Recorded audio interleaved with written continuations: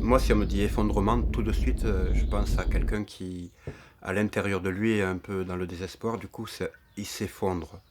Et si on le regarde par rapport à croissance économique, pour moi, effondrement, c'est que justement, cette croissance économique toujours poussée enfin, moi j'appelle à l'extrême parce que toujours plus de croissance d'argent, toujours plus de croissance de production, de productivité. À un moment, peut-être, ça ne peut plus. Il y a des gens malheureux, vous savez. C'est terrible un effondrement. Ça fait peur. C'est tout ce que je peux vous dire. C'est dramatique. Et voilà. L'avenir, maintenant, c'est fini. Avant, on avait des projets. Maintenant, qu'est-ce que vous voulez qu'on fasse quand on a plus de 80 ans? Quel projet qu'on a de partir au cimetière, hein? Dans mon esprit, la transition écologique est assortie à une croissance. Et c'est vrai que je suis assez frappé par le caractère extrêmement alarmiste et pessimiste des commentaires qui sont faits ça et là, que ce soit par le monde scientifique ou le monde associatif ou plus général, le monde de tout le monde, finalement, dans lesquels, effectivement, je crois qu'il y a une très grosse question, mais que l'espérance doit persister et que l'humanité qui est face à ce défi-là va trouver la solution. Comment vous sentez-vous? Comment vous ressentez les choses par rapport aux enjeux à venir du XXIe siècle? Oh ben c'est pas mal. Il y a un peu de tout. Et surtout Toulouse est une ville qui est assez intéressante, où il y a de tout. On n'a pas à se plaindre. Vous comprenez? Parce que pour le moment, personne n'en parle, on fait comme si ça n'existait pas, mais il y a un jour où il faudra rendre des comptes. Il y a un jour où les livres d'histoire diront « c'était eux ». Pour moi, c'est pas possible. Pour moi, je dois faire ma part maintenant. Et ça, c'est nécessaire. Et tu y arrives? Peut-être pas autant que je voudrais. Personnellement, je me sens pas bien. Dans le sens que, à l'intérieur de moi, j'ai j'allais dire des peurs, mais c'est pas des peurs, c'est des tristesses, en tout cas. Et des moments de désespoir, parce que des fois, j'ai l'impression que je suis pas respectueux de l'environnement, parce que j'ai des contradictions. Déjà, une fois j'ai dit à mon fils, je suis content de moi parce que j'ai l'impression de moins consommer. Il m'a regardé en rigolant, en disant, mais est-ce que tu es vraiment sérieux? Est-ce que tu as vraiment l'impression d'être dans le bon mouvement? Et ça me portait réflexion de voir qu'effectivement, non, je suis comme s'il y a une inertie de société, et puis moi je suis pris dans cette spirale-là.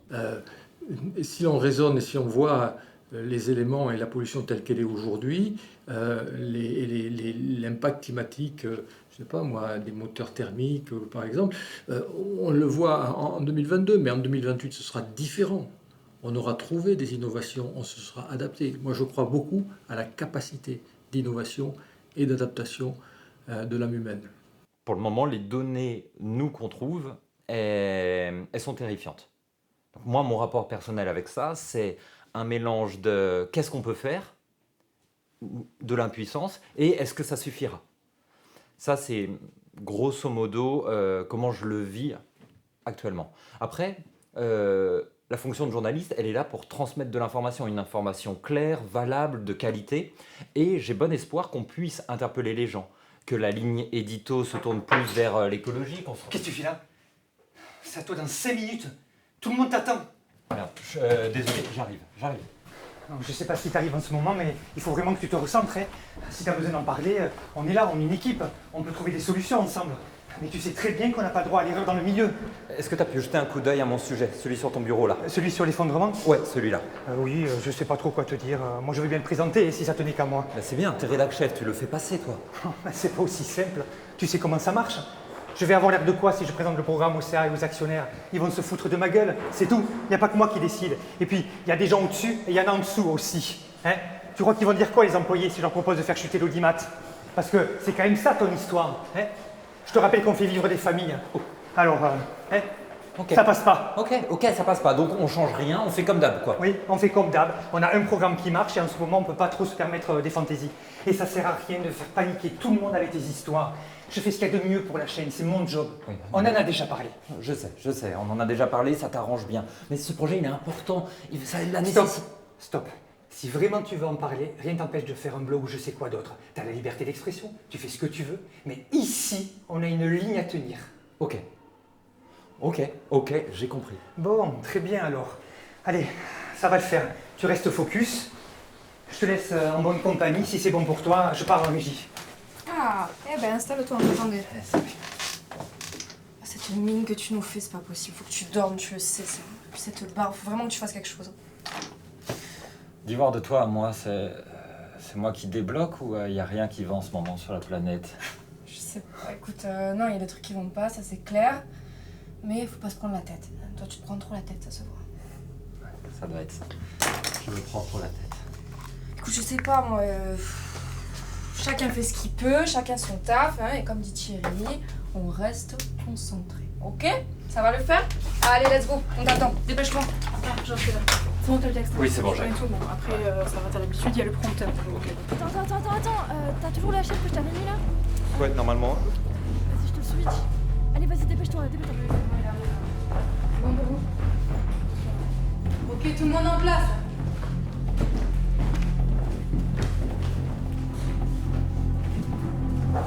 Tout le monde est prêt? Antenne dans 10 secondes.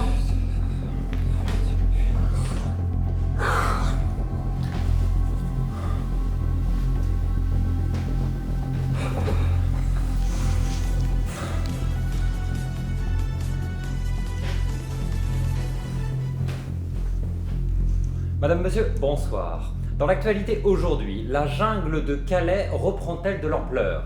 Sous la pression d'un nombre de migrants toujours croissant, entre menaces terroristes et sanitaires, les forces de l'ordre tentent de s'organiser. De nouvelles mesures sécuritaires proposées par l'Assemblée nationale.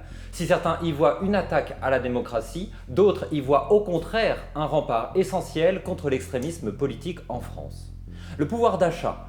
Le pouvoir d'achat des Français encore en crise ce trimestre. Des espoirs subsistent encore, notamment grâce aux bons résultats du CAC 40. Excusez-moi.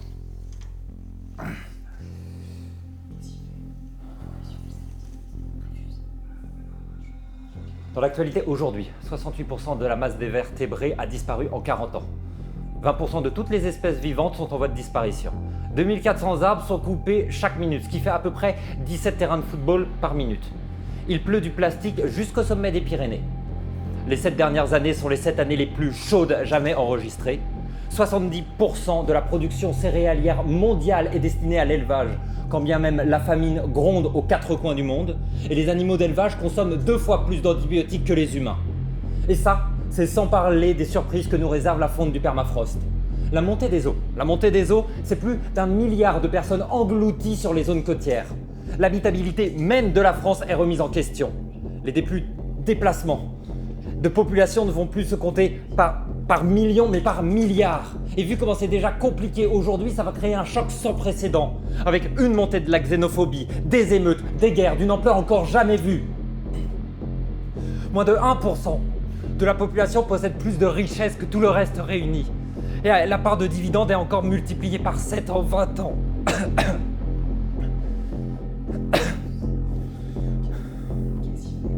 L'empreinte carbone maximale soutenable est en moyenne de 2 tonnes par an et par habitant. Le français moyen est à 11 tonnes.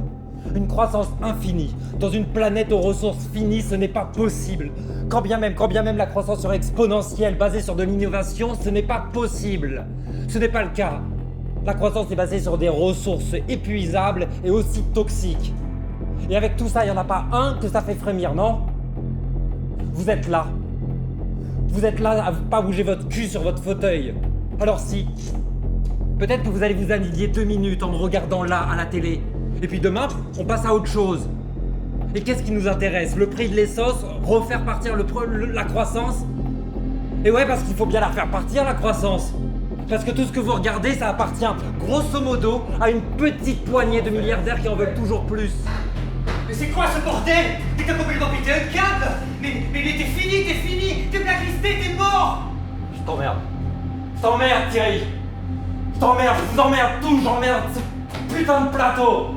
Bah c'est ça, ouais. Barre-toi, tocard.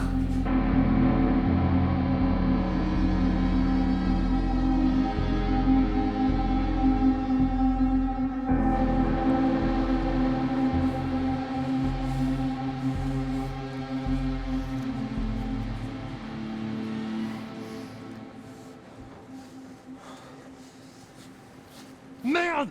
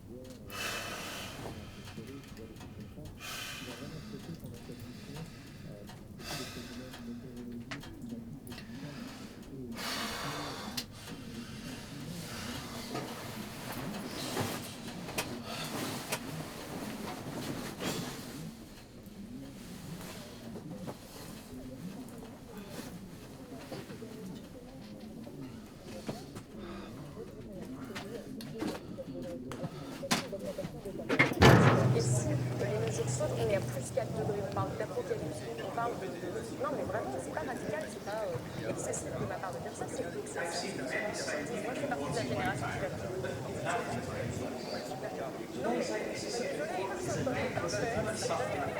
And the damning impact of the faith,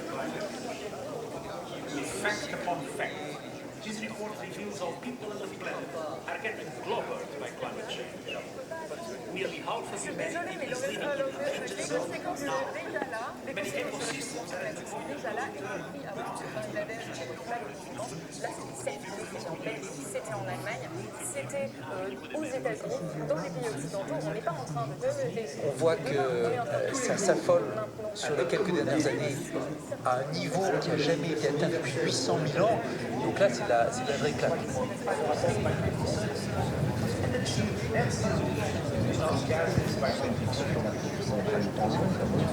Vous êtes en train de parler de quelque chose comme ça sur des décennies.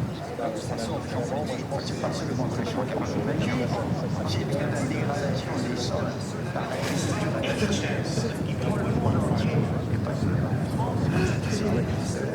La disparition de la biodiversité, c'est la déforestation généralisée, c'est des phénomènes de pollution énorme. Dans 5, 10, 15 ans, le monde entier s'effondre au sens où il n'y aura plus d'État capable d'apporter des services publics dignes de ce nom à une majorité de la population, c'est-à-dire de l'eau potable, de l'alimentation saine, des services de santé et de sécurité, de l'habitat, de la chaleur, de l'agriculture, de l'énergie. La moitié de la population actuelle va mourir dans les 15 ou 20 ans. Il va mourir de quoi? Eh bien justement de famine, de guerre civile et d'épidémie.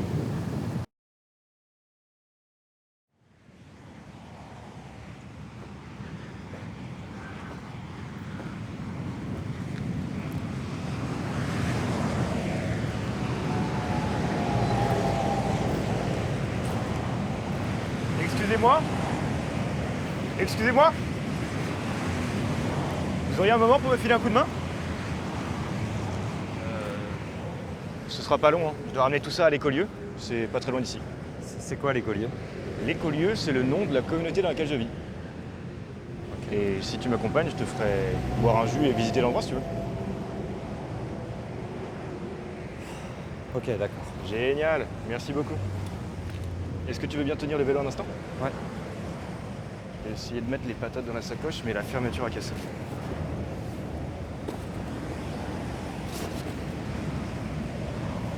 Super. Je peux te laisser prendre le reste? Ouais, t'inquiète.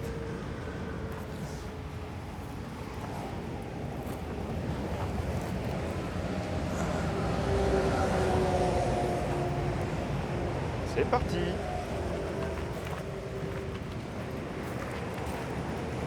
C'est loin? Ça doit être à 15 minutes à pied. Qu'est-ce que tu faisais ici, toi? Bah, je marchais. Tu te sens bien? Ouais. Je sais pas. Ouais, c'est grave.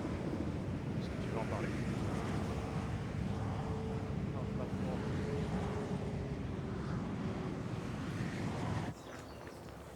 Y'a rien à faire, y'a rien qui va. Moi, j'ai pas envie de me battre. Sauver la planète, je sais même pas ce que ça veut dire, tu vois, sauver la planète. Je sais pas, je sais pas où j'en suis, tu vois. Tout est en train de crever dans l'indifférence générale, tout le monde s'en fout, moi je sers à rien, et j'essaye, tu vois, j'essaye de faire des trucs, et c'est moi qui passe pour un taré.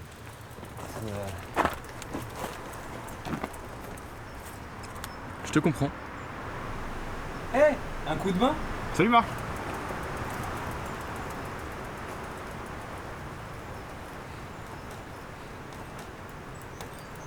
Ah, je vois. T'as encore fait l'achat de la fermeture éclair? Oh t'inquiète, je vais poser ça à l'atelier.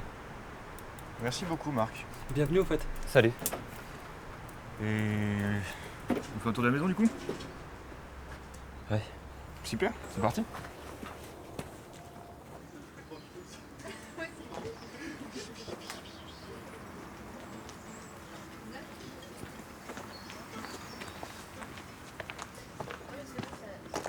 C'est là.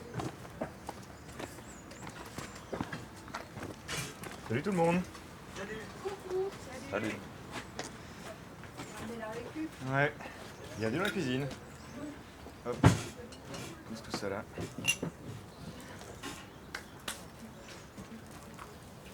C'est rustique ici. Alors bien, hein. L'idée, c'est que si tu revendiques une conscience écologique, la réduction volontaire de ton pouvoir d'achat et l'adoption d'un mode de vie plus sobre devrait s'imposer à toi.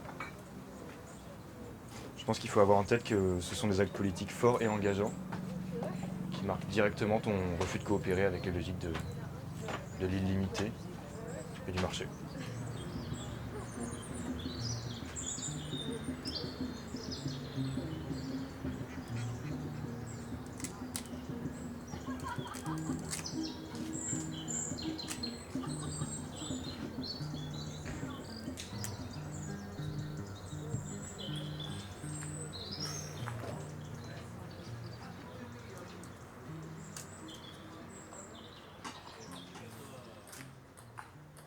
Vous avez l'air bien là.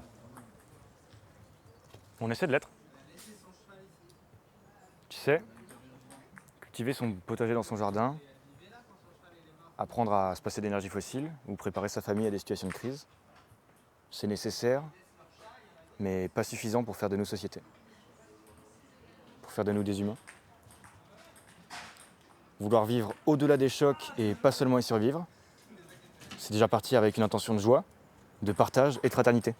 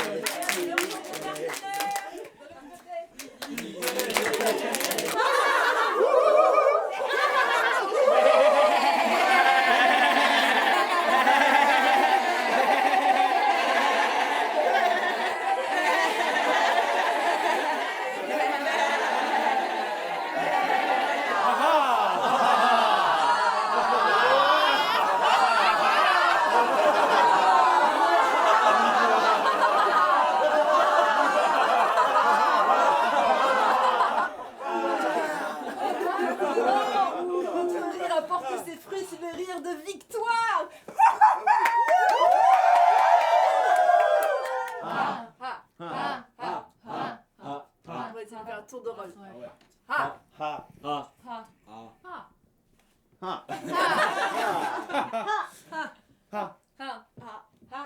Plus vite.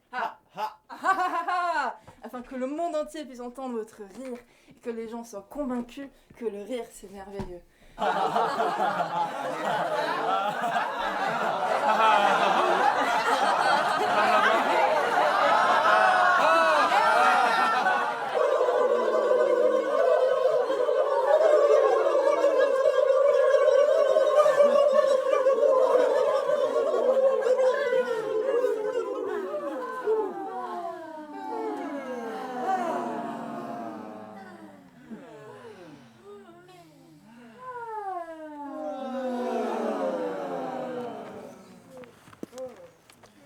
Tu sais, l'écologie, c'est pas qu'une question d'empreinte carbone. Si on veut survivre aux crises, il va nous falloir avant tout du vivre ensemble. Et ici, on essaye de développer... Attends. Tu te rends compte de ce que tu dis? Tu te rends compte dans le monde dans lequel vous vivez? C'est sympa. C'est le potager, le yoga, la récup. C'est super sympa. Mais en fait, vous êtes dans une bulle. Vous êtes des clichés. Vous êtes des... Tout le monde ne peut pas vivre comme un hippie. Tu fais quoi des travailleurs pauvres? Tu fais quoi des gens dans les quartiers? Tu fais quoi des gens qui croulent sous les dettes? Tu fais quoi des jeunes? Tu fais quoi des migrants qui vont arriver massivement pour fuir les sécheresses, la guerre? Tu leur dis d'aller faire du tai chi aussi? Non, effectivement. C'est pas... En s'isolant comme ça, tu règles le problème en fait. Et est-ce que sans s'isoler, on réglera le problème? De toute façon, il n'y a rien à faire. Tu stopperas pas la machine, je stopperai pas la machine. sais, j'essaie pas de te montrer la manière parfaite de se comporter en te faisant visiter cet endroit. J'essaie de te montrer que je fais ce que je peux et ce qui me rend heureux. Content pour toi. Qu'est-ce qui te rendrait heureux? Qu'on arrête le massacre. Sauf qu'apparemment, on peut pas. Quoi que tu fasses et quoi que je fasse, ça va s'effondrer. Il faut partir avec ça bien en tête. Mais justement. Mais dans ce cas-là, si ça sert à rien, mais go tout plaquer. Go consommer un max, on s'en fout après tout. On pourrait le faire. Est-ce que ça te rendrait heureux? Ou fier de toi?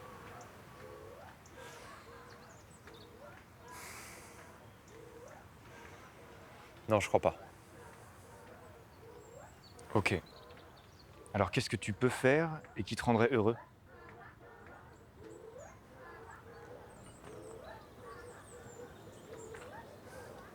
Tu vas passer toute ta vie à te ronger les ongles jusqu'au sang? À cracher sur la misère, la médiocrité de tes semblables? Tu vas continuer de t'apitoyer sur toutes les espèces qui ont disparu? Toutes celles qui vont encore disparaître?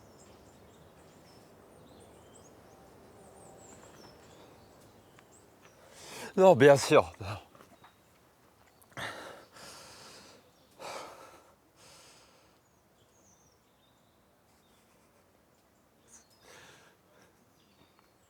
C'est tellement dur de voir ça. Il y a des choses qu'on ne voit comme il faut qu'avec des yeux qui ont pleuré.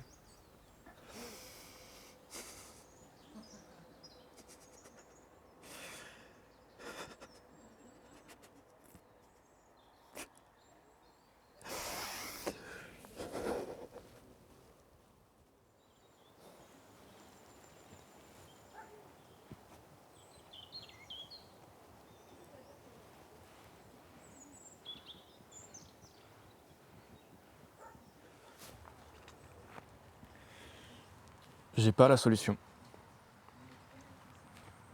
Personne ne l'a. Moi aussi, j'ai compris que le changement climatique ne pourra pas être stoppé, que la vie moderne n'est pas compatible avec les besoins de l'écosystème, que la croissance économique fait partie du problème et que l'avenir ne sera pas vert, lumineux, durable pour 10 milliards de personnes. Alors maintenant qu'on sait tout ça, maintenant qu'est-ce qu'on fait?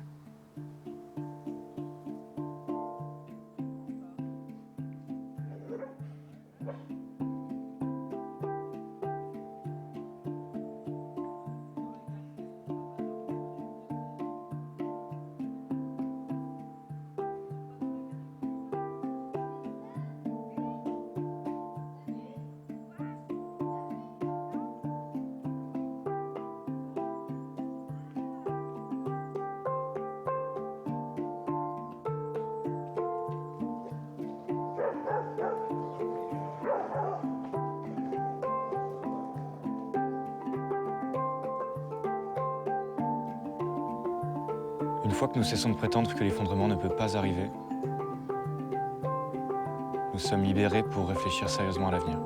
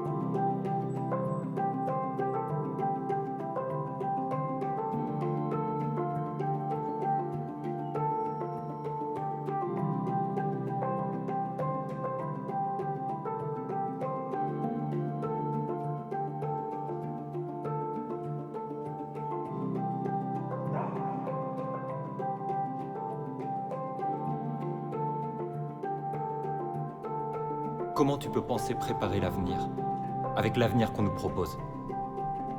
Comment pas devenir malade? Il faut d'abord apprendre à vivre avec ses peurs. La réponse à la peur n'est pas l'espoir ou l'optimisme, trop proche du déni, mais le courage.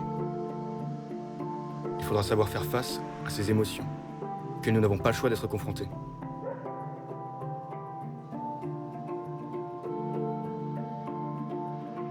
Admettre qu'il n'y a pas de solution, ce n'est ni de la résignation, ni du nihilisme. Au contraire, c'est l'antidote le plus puissant aux illusions, le carburant de la détermination, le plus sûr chemin vers une action proportionnée.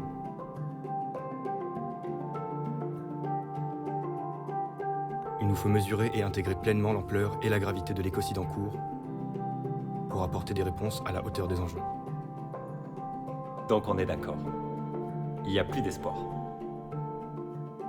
Nous avons besoin de courage, pas d'espoir.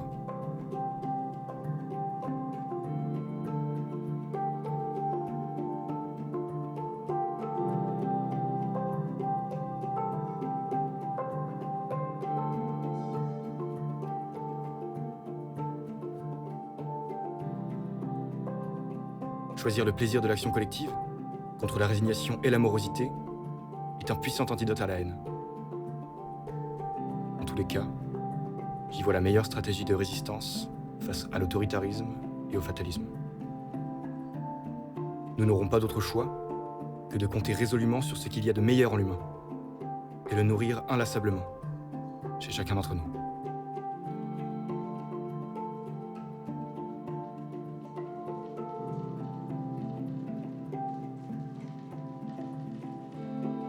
La seule option est désormais de tenter d'éviter l'ingérable et de gérer l'inévitable.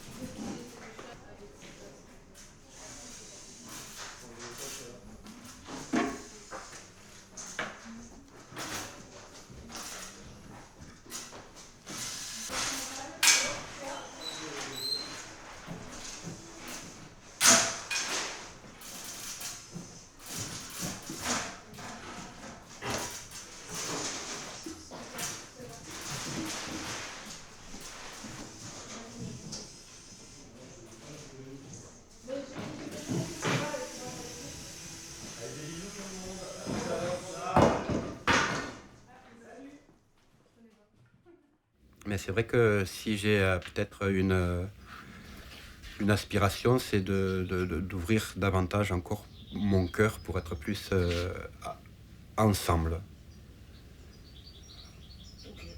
Et il y a un peu cette devise que j'aime bien, c'est un pour tous et tous ensemble. Ouais.